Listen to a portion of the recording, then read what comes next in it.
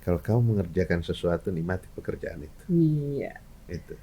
Kalau kita menikmati pekerjaan itu sesusah apapun, seberat apapun, insya Allah kita bisa selesaikan pekerjaan. Tapi kalau kita tidak menikmati pekerjaan kita, Akan jadi beban. akan jadi beban. Iya. Walaupun itu mudah. Iya, iya. Saya tidak punya background, ya kan. S1 S1-nya saya ekonomi. ekonomi akuntansi, Iya. S2 kebijakan publik, S3 ilmu pemerintahan. Iya, Kok tiba-tiba saya jadi dosen olahraga olahraga. dan guru besar saya tentang olahraga. Iya. Dan ini sesuatu yang orang agak kaget-kaget, tetapi orang juga akhirnya mengakui 76 tahun Indonesia merdeka, kita tidak punya Tidak punya desain. desain besar Alhamdulillah, olahraga. ya Allah lah yang takdirkan itu. Pada saat saya menterinya, Iya. saya ada pemikiran, ada gagasan tentang desain besar olahraga nasional itu.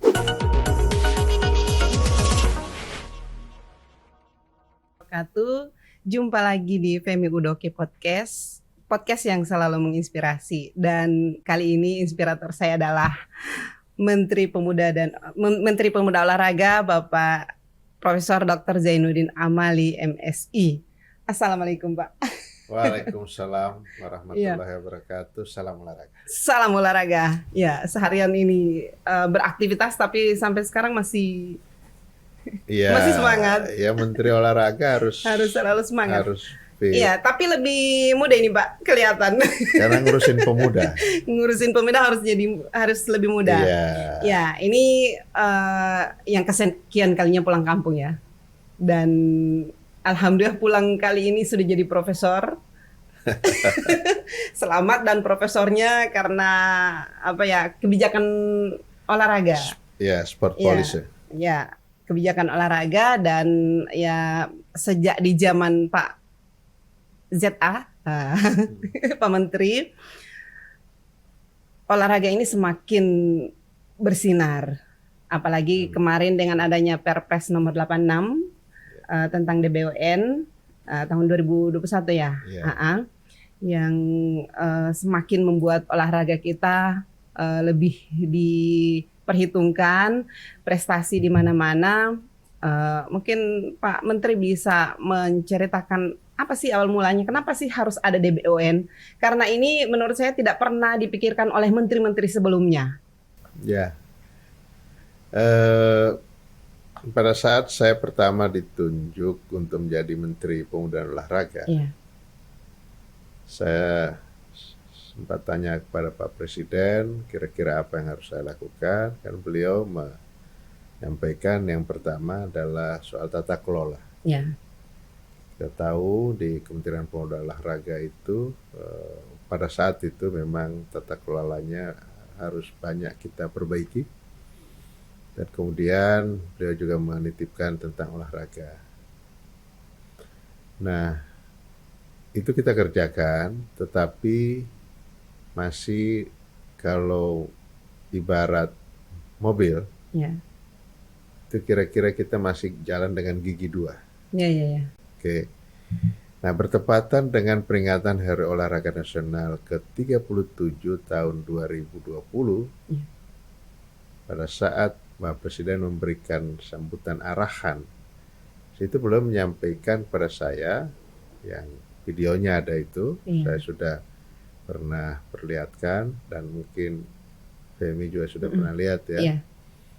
Pada saya diminta untuk melakukan review total tentang ekosistem pembinaan olahraga nasional. Banyak hal, pokoknya total reviewnya. Nah, dari situ kemudian saya mendiskusikan sama teman-teman dan tiba-tiba saya berpikir bahwa kita ini ketika itu sudah 76 tahun Indonesia merdeka, kita tidak punya desain tentang olahraga kita. Kalaupun ada prestasi, itu prestasi muncul by accident, tidak by design. Kita menemukan misalnya ada talenta, kemudian kita bina, dan lebih mengandalkan bakat. Iya. Padahal dunia sekarang, olahraga modern, tidak cukup hanya bakat. Tetapi berbagai faktor yang bisa mengantarkan seseorang bisa menjadi juara. Yang kedua, kalau kita hanya menemukan mencari orang yang punya bakat saja, kemudian kita tidak persiapkan secara terstruktur dan bertujuan jangka panjang, maka setelah kita dapatkan dia berprestasi memang benar, tapi setelah itu kita tidak pernah mempersiapkan lapisan-lapisan di bawahnya. Iya. Nah, bisa tahunan kosong prestasi itu. Jadi misalnya tahun ini prestasi, mungkin tahun depan masih bisa dan sebagainya. Tetapi beberapa bahkan mungkin 5-10 tahun yang akan datang tidak akan muncul lagi tidak prestasi. Tidak ada kader-kader. Ya, betul sekali. Jadi itu yang saya temukan. Akhirnya saya menyampaikan kepada teman-teman, kita diskusi dengan para akademisi, ya, terutama para guru besar ilmu keolahragaan, profesor ilmu keolahragaan. Saya mendiskusikan ini dengan mereka bahwa kita harus ada desain. Bahasa sederhana saya, prestasi itu harus di pabrik. Tidak bisa hanya menunggu seperti tumbuh sendiri begitu. Tumbuh sendiri, tidak bisa. Jadi harus ada pabriknya, raw material, bahan-bahannya kita cari dari seluruh Indonesia, kemudian kita masukkan dalam satu pabrik. Ya, itulah pabrik yang namanya Desain Besar Olahraga Nasional. Itulah juga sebabnya Desain Besar Olahraga Nasional ini muatannya adalah dari hulu sampai ke hilir. Hulunya adalah kebugaran. Ya, seperti yang tadi pagi kita lakukan, kita senam, kesegaran jasmani. Itu, kemudian kalau dia sudah bugar, insya Allah akan mudah bagi kita untuk mendapatkan talenta dan hilirnya adalah prestasi. Nah, ini yang membuat Desain Besar Olahraga Nasional ini mendapatkan sambutan. Bahkan tadi saya kan harus menyaksikan penandatanganan para rektor LPTK, komitmen mereka untuk memberikan dukungan terhadap implementasi dari Desain Besar Olahraga Nasional. Nah, dari situ kemudian kita diskusi, akhirnya kita menemukan bahwa kita harus ada desain dan kemudian berbagai masalah yang kita temukan dalam olahraga kita. Misalnya tingkat kebugaran orang Indonesia rendah, kemudian SDM, kepelatihan dan lain sebagainya juga masih kurang. Sarana prasarana kurang, jaminan masa depan, kesejahteraan bagi atlet juga tidak jelas, dan lain sebagainya. Nah, itu kemudian saya sampaikan, saya presentasi di rapat kabinet terbatas tahun 2021. Dan akhirnya bertepatan dengan peringatan 38 tahun Hari Olahraga Nasional, 9 September tahun 2021, Pak Presiden menandatangani Perpres nomor 86 tahun 2021 tentang Desain Besar Olahraga Nasional. Itu kira-kira ceritanya. Dalam Desain Besar Olahraga Nasional atau DBON, itu kan kalau tidak salah Pak Menteri sempat bilang hanya ada beberapa cabang olahraga saja yang di-push untuk, jadi tidak harus semua cabang olahraga yang di-push, tetapi ada beberapa yang penting itu bisa betul-betul berprestasi. Jadi gini, salah satu kelemahan kita selama ini, kita tidak punya target yang jelas. Kita menyamakan prestasi Olimpiade, Asian Games, dan SEA Games. Nah, di era saya, kita bedakan. Dan kesepakatan kita dengan para akademisi, para praktisi, dan berbagai stakeholder, kita harus menaruh target tinggi. Maka target kita adalah Olimpiade dan Paralimpiade untuk Paralimpik. Nah, untuk menuju ke sana kita harus fokus. Tidak mungkin kita mendorong cabang olahraga yang tidak dipertandingkan di Olimpiade atau tidak Olympic number lah. Contoh, kan di Gorontalo ya, salah satu yang diinikan adalah sepak takraw. Oke. Tapi sepak takraw itu di Olimpiade tidak ada. Ya. Maka tidak mungkin kita paksakan dia masuk di dalam cabur unggulan kita. Di tingkat Asia Tenggara mungkin ada, Asia saja enggak itu. Nah, kita lihat kalau kita mendorong semua cabang olahraga, yang pertama sumber daya kita tidak memungkinkan. Kemampuan keuangan kita juga tidak mungkin. Ada cabang-cabang olahraga yang olimpik dan sangat disukai oleh masyarakat Indonesia, misalnya sepak bola, bola basket, bola voli.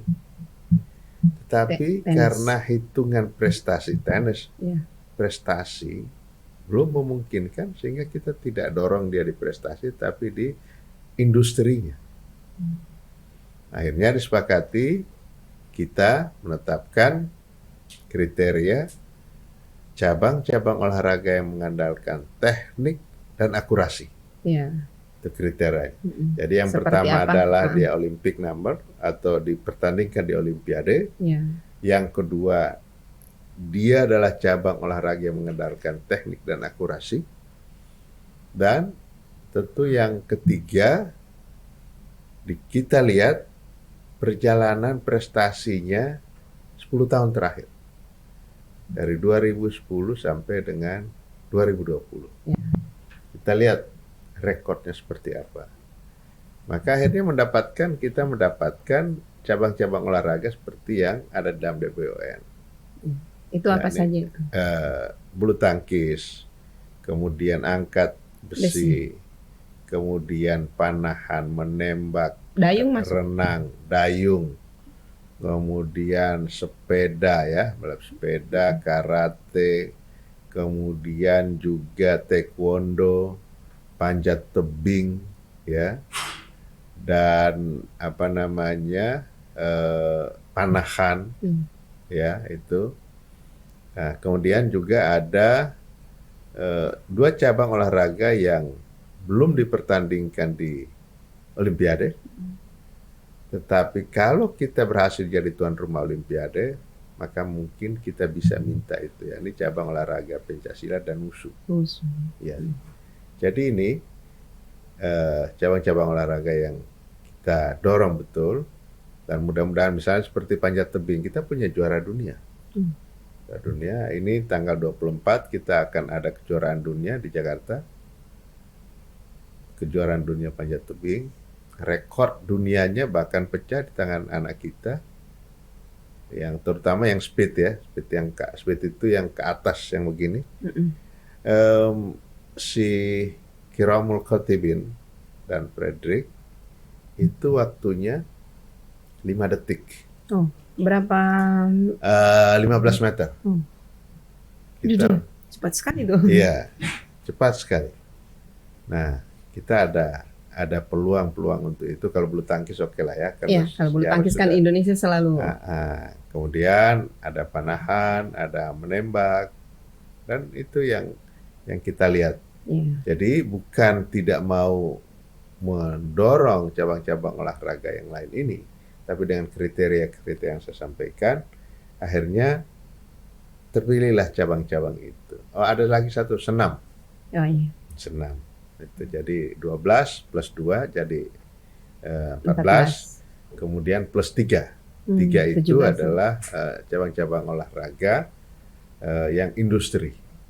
Itu. Jadi memang banyak cabang-cabang olahraga yang bahkan marah ya, kenapa mereka tidak masuk dalam DBON, kenapa hanya ini, ya luar biasa. Bahkan ke saya itu sudah bukan marah lagi. Ini mungkin mereka merasa dianaktirikan atau. Iya betul, padahal kalau kita mau capai target yang seperti yang saya sampaikan, kita harus bisa bicara di level dunia, maka harus fokus mana cabang olahraga yang memungkinkan kita bisa berprestasi. Tidak bisa semua kita dorong, akhirnya ya akan kita sia-sia. jadi sia-sia. Iya, tadi kan Pak Menteri bilang kalau Indonesia jadi tuan rumah Olimpiade, kira-kira kapan target Indonesia bisa jadi tuan rumah? Arahan Pak Presiden, saya ditugaskan untuk bidding 2036.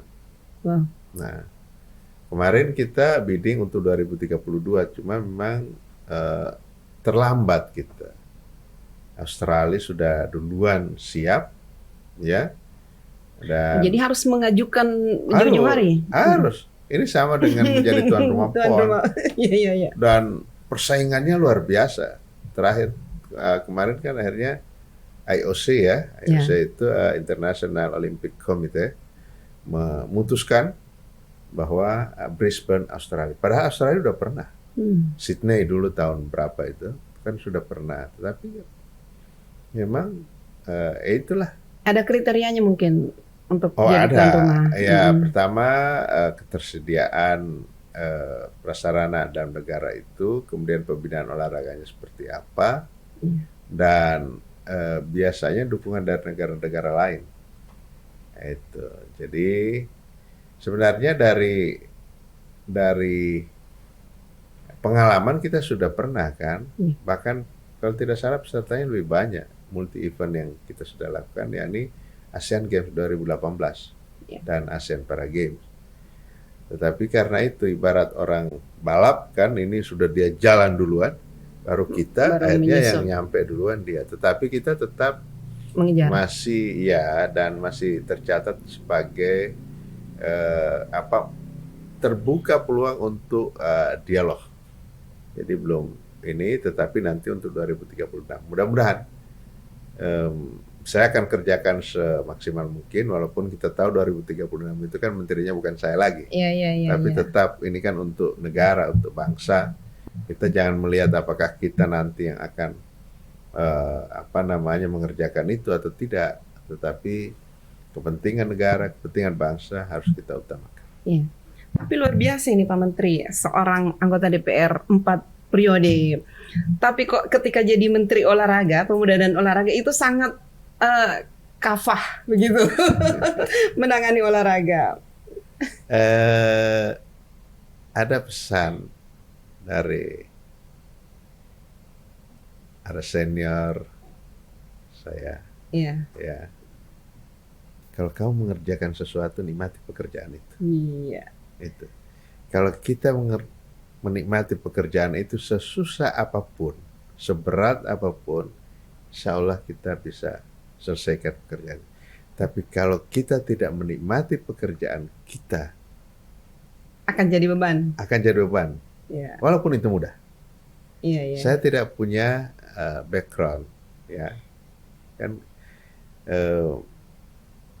S1 saya ekonomi akuntansi, S2 kebijakan publik, S3 ilmu pemerintahan. Kok tiba-tiba saya jadi dosen olahraga. Dan guru besar saya tentang olahraga. Dan ini sesuatu yang orang agak kaget-kaget, tetapi orang juga akhirnya mengakui 76 tahun Indonesia merdeka, kita tidak punya desain besar. Alhamdulillah, ya Allah yang takdirkan itu. Pada saat saya menterinya, saya ada pemikiran, ada gagasan tentang desain besar olahraga nasional itu. Dan ketika misalnya setelah jadi Menpora, kemudian jadi menteri yang lain lah begitu, masih bisa dilakukan seperti bagaimana Pak Menteri membesarkan olahraga? Ya prinsipnya tadi itu, apapun yang kamu kerjakan, nikmati pekerjaan itu. Itu. Sepanjang kita menikmati pekerjaan itu, insya Allah dia tidak menjadi beban, tidak akan berat buat kita. Tapi kalau kita tidak nikmati, maka pasti jadi beban, segampang sekalipun. Dan itu kunci suksesnya Pak Menteri selama ini. 4 kali mencalonkan di daerah pemilihan yang berbeda dan selalu lolos. Amin. Iya, kita kembali ke DBWN. Ini kan Pak Menteri ke kampus-kampus mensosialisasikan ini. Sudah ada berapa kampus yang didatangi untuk mensosialisasikan DBWN? Ya, kalau di dalam Perpres itu kan sentranya ada di beberapa daerah ya. Ada 10 atau 11, tetapi saya perluas. Saya perluas karena kita tidak mungkin mengharapkan hanya di situ. Talenta Indonesia ini begitu banyak. Nah, karena itu saya berharap betul perguruan tinggi dan salah satunya adalah Universitas Negeri Gorontalo. Iya, iya, iya. Yang rektornya sudah mulai memberikan peringatan. Iya, dan ini suatu kebanggaan Pak Menteri mau pulang ke sini, kemudian senam bersama-sama ribuan anak-anak sekolah, pelajar, dan SKJ ini baru kan? Baru. Iya, termasuk baru. Juga senam ini juga termasuk yang didorong untuk di DBWN ini. Iya, karena itu tentang kebugaran. Jadi tingkat kebugaran masyarakat Indonesia ini rendah.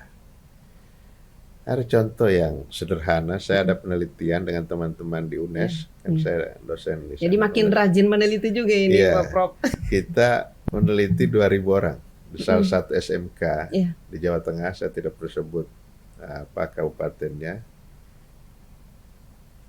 Dari 2.000 orang, hanya ada 5 orang yang bugar.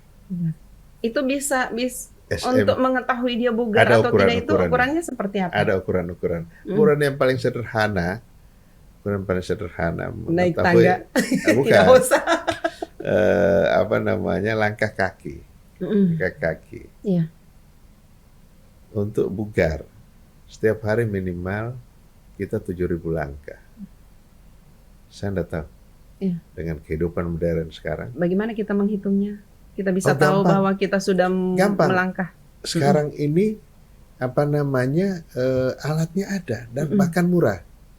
Oh, saya dapat yang di kemarin. Kan? Ada kan? Ada. Iya, itu. Berarti tidak dipakai nih. Dipakai tapi kan tidak mungkin tiap hari. Tidak bisa. Ditempelkan aja. Saya ini. Iya. Sehari saya dapat souvenir pengukuhan. Itu saya berikan, saya bilang sama teman-teman, saya nggak mau lagi ngasih tumbler dan lain sebagainya. Kan itu yang biasa-biasa itu kan. Saya bilang ada yang berguna dan sekaligus menyehatkan. Betul. Ya, jadi saya hari ini 8.000 sudah dapat. 8.000 ya? Iya betul. Dan mungkin karena tadi main tenis kali ya. Iya, iya. Dan bahkan tadi pernah naik tangga dari bawah. Nah, habis Jumat saya naik tangga dari lantai bawah ke lantai 6. Nggak apa-apa. Ya, harus dikerjakan itu. Jadi memang targetnya itu tiap hari Pak Menteri harus 7.000 langkah. Ya. Dan saya kira kalau tidak sempat olahraga, karena saya tiap hari olahraga, saya usahakan sebisa mungkin harus olahraga. Sesibuk apapun. Sesibuk apapun. Kalau sudah tidak mungkin, akhirnya saya kembali ke rumah. Saya nonton TV, tapi saya keliling di sini. Misalnya ini TV ya, nah di situ tuh. Keliling. Dapat itu. Sebenarnya nggak ada alasan buat ibu-ibu. Misalnya ibu-ibu rumah tangga, dapur dan sebagainya. Bisa. Kan sambil jalan, sambil nonton itu, drakor. Drama Korea. Tapi orang sekarang kan nontonnya lewat handphone. Jadi sambil baring, tidak jalan-jalan lagi. Nah itu. Makanya olahraga harus dijadikan sebagai gaya hidup. Lifestyle. Betul. Mudah-mudahan itu. Iya, dan Pak Menteri mulai mensosialisasikan itu.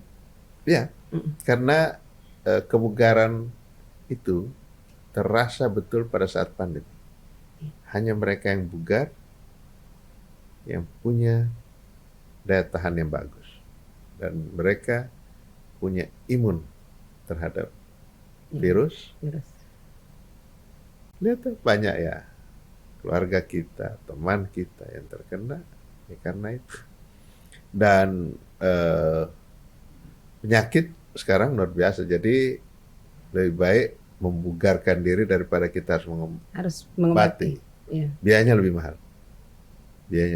Kalau kita berolahraga biayanya murah. Kita jalan aja di komplek, jalan aja di mana dari mana, jalan kaki, jangan dibiasakan. Karena memang gaya hidup sekarang kita kan keluar rumah naik mobil, naik kendaraan. Tiba di kantor, kita naik lift, siklusnya begitu terus. Iya. Itu yang membuat kita tidak bugar, tidak ada pergerakan, tidak ada pembakaran, padahal konsumsi kita, apalagi di sini, Ya, luar biasa. Yang paling utama nasi. nasi. Terus tadi kan saya lihat makan besar memang Iya. karena pulang kampung Tapi nasinya saya sedikit. sedikit. Saya karena itu karbonnya tinggi. Tapi Tapi tidak saya boleh. sudah bakar tadi kan. Sudah pada bakar saat maintenance. main tenis. Mm, Saya Iya. tadi pasangan dengan rektor Universitas Negeri Padang, lawan Pak Rektor UNG dan UNESA. Pak Rektor ini juga, wah, Oh iya, Pak Rektor nih, saya bisa dekat dengan Pak Rektor karena kita sama-sama hobi olahraga. Mungkin kalau beliau hobinya hanya nyanyi saja, tidak dekat. ya karena saya nggak bisa nyanyi. Itu. Jadi Pak Rektor ini serba bisa, Ya. multi talenta. Oke. Iya. Kemudian ini masih ada. Tadi kan Masih kita panjang kita sempat ngobrol soal prestasi ya, soal prestasi yang Pak Menteri bilang prestasi itu bisa di pabrik, Iya. kan? Prestasi itu bisa di pabrik. Betul. Tadi kita sempat diskusi kecil juga dengan Pak Rektor bahwa ketika mau PON baru itu dilatih atau dituntut harus dapat emas begitu, harus dapat emas. Sementara untuk pembinaan sebelumnya itu tidak ada. Nah, sudah berapa persen cabang olahraga yang memang dilakukan pembinaan, kan tata kelola tadi seperti yang Ya. Pak Menteri bilang. Saya harus katakan secara jujur, dari cabang-cabang olahraga yang saya sebutkan tadi, ranking pertamanya adalah bulu tangkis. Mm, Konsisten Ya, dari dulu. menghasilkan ya medali, makanya kita masukkan itu. Kemudian tata kelolanya bagus dan mereka mempersiapkan lapisan-lapisan. Iya. Jadi kalau ini sudah selesai, di sini sudah ada 2-3 ke bawahnya. Yang lain baru mulai menuju ke situ. Iya. Jadi kalau ditanya berapa persen, ya kira-kira seperti itu. Itulah sebabnya kita harus lakukan hal yang dilakukan oleh bulu tangkis itu di berbagai cabang olahraga lainnya. Iya. Dan itu sudah Mudah-mudahan mulai. ya dengan sentra-sentra, kan sekarang kita merekrut anak-anak yang umur 12 ya, itu kelas 1 SMP, kita sekolahkan mereka di lab school. Iya. Dan semua kita biayai. Dia latihan sambil sekolah. Wow. Nah, Masih banyak yang ingin tanyakan ini. Tadi ada guru SD-nya Pak Menteri. saya nggak tahu Pak Rektor ini datang. dapatnya dari mana. Itu apa masih terbayang, masih ingat gurunya? Iya, saya semua guru-guru saya ingat ya. Cuman Iya. saya kaget kalau menyangka. beliau masih ada. Iya. Karena usianya udah 83, 85, 83. 43. Insya Iya. Allah kita bisa berumur seperti itu ya Pak Rektor ya. Ya, makanan favorit Pak Menteri dari kecil apa kira-kira? Ya enggak ada favorit, apa aja saya bisa makan. Nah, Oke, apalagi terima kasih. kalau gratis. Apalagi Nah, gratis. Oke. Iya. Oke, terima kasih banyak atas waktunya. Saya sudah mengganggu. Iya. Ya, Sekali besok lagi. pagi soalnya saya dengan Sudah Pak harus, Rektor harus jalan kaki lagi di lapangan golf. Iya. Jadi saya bilang begini, golf itu kan apa dibilang olahraga, ternyata jauh berjalan. Iya, itu. Padahal kan cuman mukul stick. Padahal Iya, kalau ya, mau merasakan besok ikut jalan, wah. ya kan? 4 jam kita Saya berjalan. sudah lihat di sana Pak Menteri, sebelum ke bandara saya mampir di situ. Wah, ternyata luas sekali pantasan. Itu setengah. Mm-mm. Harus 2 kali karena ini bolak-balik 2 kali. Gitu. Oke, terima kasih. Ya. Assalamualaikum warahmatullahi wabarakatuh. Waalaikumsalam warahmatullahi wabarakatuh. Salam olahraga. Salam olahraga.